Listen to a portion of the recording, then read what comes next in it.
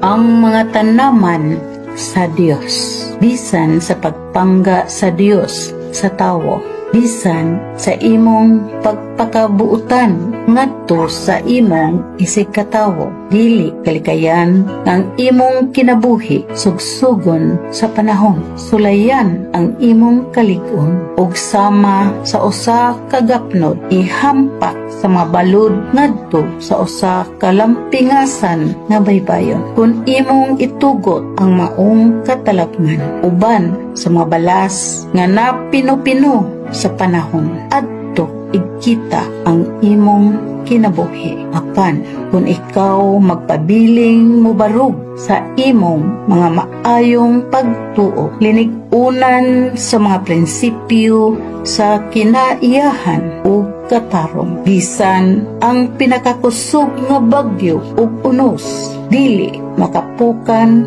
kanimo, ug ang ginagmayng mga samad sa imong kinabuhi maalim ug manalingsing pagbalik ug daghan nga mga bag-ong paglaom. Mao kini ang lubas ug lintunganay ning atong maanindot nga tulumanon sa 107.1 Real FM Radio, ang mga tanaman sa Dios. Paminawa, isilsil sa unahuna o ipatidlom sa kasing-kasing ang mga kasayuran o pagtulunan kabahin sa kalikupan, pagpananom o pagpamuhi o mga pagkaon nga kinaiyanhon, pagmahal sa nasod o sa atong Dios, kaugmaran sa tawo, kasaysayan sa lain-laing mga dapit sa Pilipinas, pamatigayon, pagpalig-on sa mga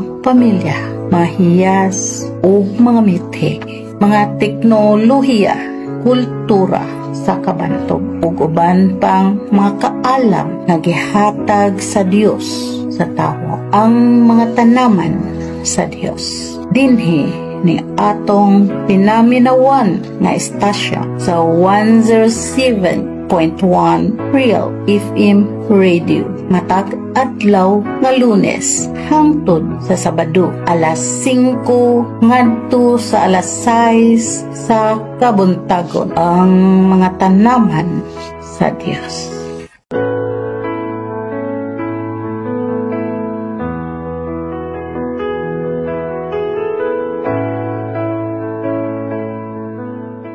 O Dios, pinakalabaw nga magmando sa tibuok kalibutan, ug agalon sa mga kaugmaon sa katawhan, ug mga kanasuran, pagagiyahi kami sa among pagbugtaw, ug pagkaon, ug ubang mga panginahanglan sa among mga kaigsuunang katawhan.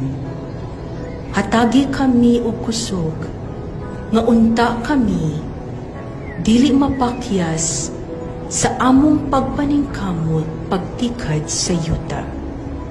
Pahulami ka namo ang imong kaalam aron kami makahimo og bag-ong mga pamaagi pagpadaghan sa ani gikan sa buhong nga kalibutan.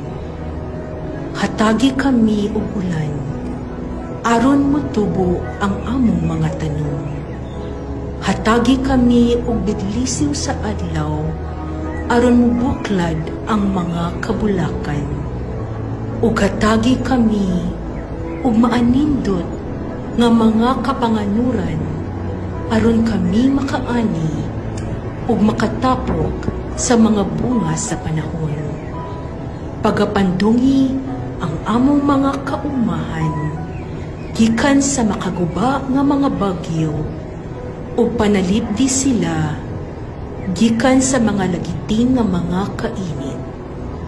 Sa amo na nga maabot ang pungkay sa among mga kinabuhi, ug musugod na usab kami sa among pagdulho. Hinaot unta nga kami mapahulay nga masayod nga pinaagi sa kahago sa among mga kamot, among natanom ang mga liso aron mabuhi ang mga musunod nga mga kaliwatan. Himua nga kami mupahulay, nga nasayod, nga kami nakaatiman, ug nakapangga sa bahandi sa inahang yuta, agi ug pasalamat, ngadto sa among mahigugmaong Dios, ang among magahatag og giya.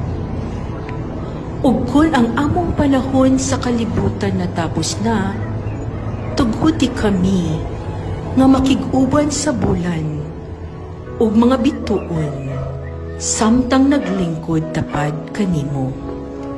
Pinaagi sa mga bintana sa imong balay, hatagi kami ug pagtugot, pagpanambo ug mutan-aw paubos aron mogiya sa mga mag-uuma nga nagpadayon sa paningkamot pagtikad sa yuta. Samtang kami matinuoron, nangaliya alang sa mga tawo nga among gihigugma. Tughuti kami nga makatagamtam og langit diha sa palad sa imong kamot. Ug kami nasayod nga kami nakahimo pagtabang sa among mga silingan. Kansang mga panagway, mao ang matuod nga silaw sa larawan sa Dios. Sa sinugdanan, sa kalibutan, mga tanong itupo. Gikan sa yuta, o kinhawa sa Diyos, kinabuhi ni Butho. Kahayag ug hangin, labas na kinaiyahan. Ang mga tanong, naghatag ug gugma sa kalibutan. Ang mga tanaman sa Diyos, grasya nga atong pagkasaluhan. Sa pagamuma o pagtanong, kalinaw ang makaplagan. Ang mga dahon na dala, kaayuhan sa tanan. Ang gugma sa Diyos, gigasa sa katuhan.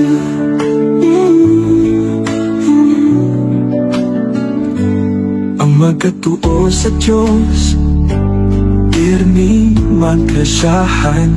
Sa organikong pangaagi, preskong kalikupan. Mga tao mapahiog sanon, dili mahadlok malapwan. Sa pag-ampo sa Diyos, grasya mo dagsa sa atubangan. Ang mga tanaman sa Diyos, grasya nga among pagkasaluhan. Sa pagamuma o pagtanong, kalinaw ang makaplagan. Ang mga dahon na dala, kaayuhan sa tanan. Ang gugma sa Diyos, gigasa sa katuhan.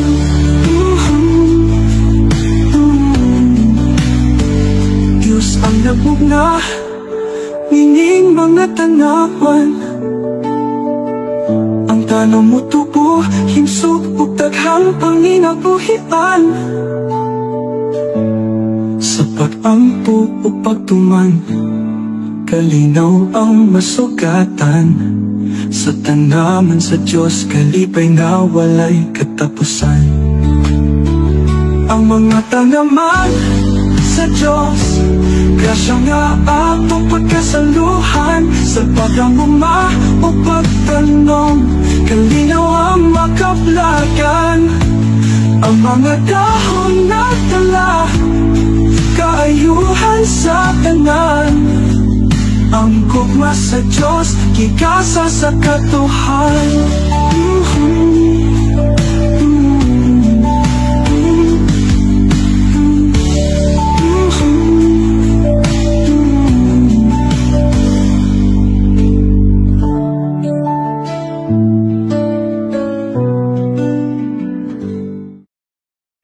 Maayong adlaw kaninyong tanan.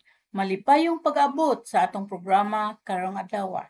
Kini usa ka dakong kahigayunan nga magkatigom kita aron isgutan og palambuon ang kaayuhan sa industriya sa manok ug atong pagpaningkamot nga makab-ot ang mas malungtaron ug maayong pamaagi sa pag-atiman niini. Gusto namo ipadayag ang among dakong pagpasalamat sa tanan nga mga miapil ug sa mga kaabag nga naningkamot aron mahimo nga malampuson kini nga programa. Ang inyong suporta o kooperasyon mao ang hinungdan sa atong panaghiusa o kalampusan. Magpasalamat kita kang Dr. Marlon Saison, usa ka scientist ug usa ka inventor nga nagabase sa Lutupan, Toledo, Cebu, ug maoy nag-imbento sa daghan nga mga bioenzymes ug usa niini mao ang Gallios. Ang Gallios usa ka natural and organic false health drink. Dili kini flammable ug dili explosive. Kini gilangkuban sa mga herbs ug mga beneficial nga microorganisms or probiotics nga katabang sa pagbuhi sa mga manok. Ang paggamit kaluwasan sa panglawas, pagpakaon sa hayop, lami nga meat texture o paspas nga pagtubo sa mga manok. Ang mga aktibong component niini mao ang tubig sa bukal, probiotics, pinirito nga coconut meat, prutas nga juice ug tambal nga herbs. Usa kini ka likido ug itom ang kolor, may baho sa citrus.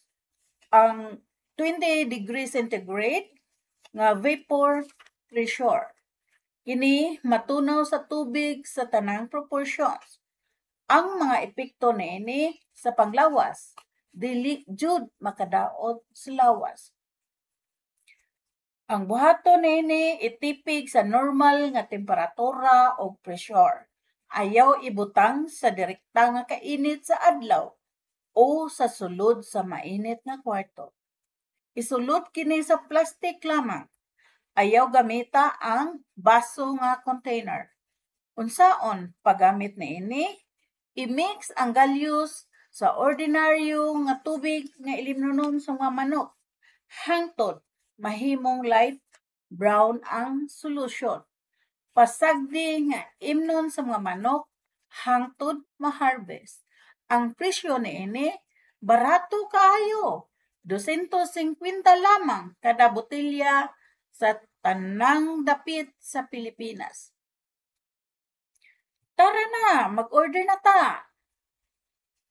Para sa inyong mga orders, please contact Dr. Marlon Saison sa cell number 0923-365-5734 or sa email at saison.marlon1957@yahoo.com. Ang atong topic karon, usa sa mga nag-unang problema sa industriya sa broiler mao ang pagkaylap sa mga makatakod nga sakit nga hinungdan sa bakterya, virus, mycoplasma ug mga parasito. Dugang pa, ang industriya nag-antos sa mga problema sa panglawas sama sa pagkawala ng mga dalas pagkaon nga adunay mycotoxin ug dili makatakod nga sakit sama sa sudden death syndrome or SDS, ascites ug mga disorder sa tiil nga makaapekto sa mga manok nga adunay mas paspas nga pagtubo.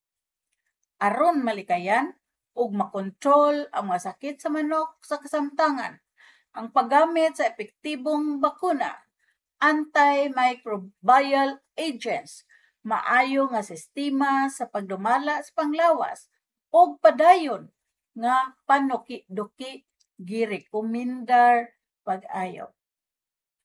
Daghang salamat kaninyong tanan. Sa pagtapos sa atong programa, gusto namo nga ipahayag ang among kasing-kasing nga pagpasalamat sa matag usa nga nagtambong og sa mga kaabag nga maoy nagpadayon sa atong misyon. Ang inyong tabang, suporta ug kontribusyon dili mabayran ug dako kaayo ang inyong nahimo aron mamahimo malampuson kini nga kalihukan. Hangyo namo nga dad-on ninyo ang mga nahibaw-an ug mga kasinatian karong adlaw ug ipatuman kini sa inyong tagsa-tagsa ka lugar ug sektor. Magpadayon kita sa pagtinabangay ug pagpalig-on alang sa mas luwas ug mas malungtarong ugma. Daghan sad kaninyong tanan ug hinaot nga mag-uban kita sa sunod nga mga kalihukan. Padayon sa kalampusan. Kini na usab si Bainay Gumamila or Dr. Laura Ares, usa ka environmentalist. Nagkanayon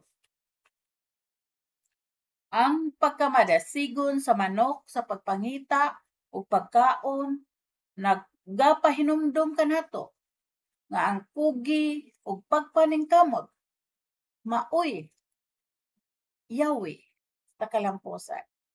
The chicken's diligence in finding food reminds us that hard work and perseverance are keys to success. Ug ang manok magakanaog sa yuta aron pangitaon ang iyang panginabuhi, nagapakita nga ang pagpaubos mao ang sugod sa kahingpitan. The chicken humbles itself to the ground to seek its sustenance, showing that humility is the beginning of greatness. And another thing, ang tikang-tikang sa manok, gamay ra, apan diretso. Nagatudlo ka nato nga ang hinay-hinay, pero tuloy-tuloy makapadangat sa atong tumong. Ang manok nga maglukso-lukso aron makaabot sa taas, nagapakita nga kinahanglan nato ang pagsalig ug aksyon aron maabot ang atong mga danggo. A chicken lives to reach the higher places, showing us that faith and action are needed to achieve our dreams. Goodbye, everyone!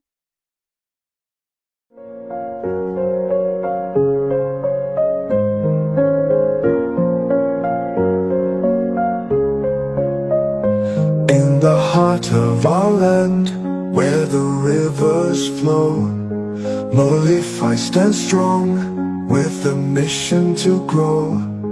With hearts of gold, we lead with care. For the people we serve, our love we share. Oh Molify, we stand as one. In justice and peace, our work is never done. With fairness and strength, we protect the weak. Uplifting lives is the change we seek. Through the sacred tenets, we find our way. In the light of truth, we shall not sway. Fairness and justice, equality for all. In the spirit of unity, we heed the call. Oh Molify, we stand as one. In justice and peace, our work is never done.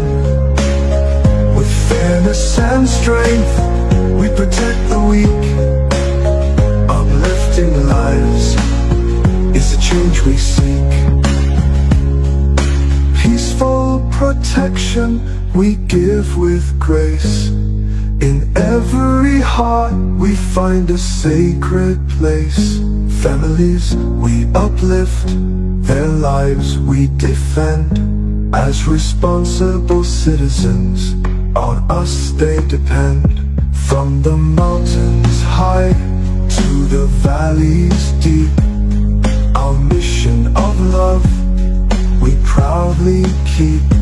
For the sick and the oppressed, we take a stand. Molify's touch felt across the land. Oh, Molify, we stand as one.